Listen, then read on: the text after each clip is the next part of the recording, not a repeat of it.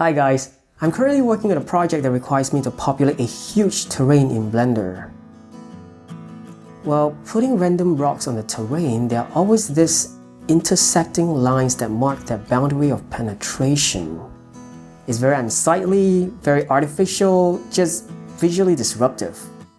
I've always wished there is a way to get rid of these penetration line indicators. Well, now there is. With this add-on called Blended that I've just purchased a few days ago, all I have to do is to select the rock, shift-select the terrain, and press Create Dynamic Blend. And it's done.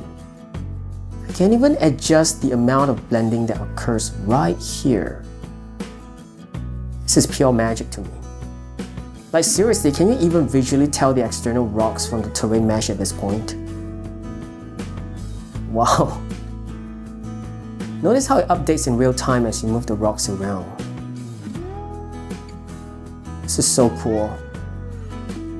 Oh, this is going to make for really professional terrain modifications. Wow, just look at the way it blends. This is so much fun. I'm now just moving the rocks around knowing that it will look good no matter what. Seriously, I'm never dealing with terrain without this again. Those unsightly lines of penetration is now forever a thing of the past. The link to this terrain blending add-on is in the description below. Seriously, once you use this add-on, you cannot unuse it again. The look before this add-on would just be unacceptable.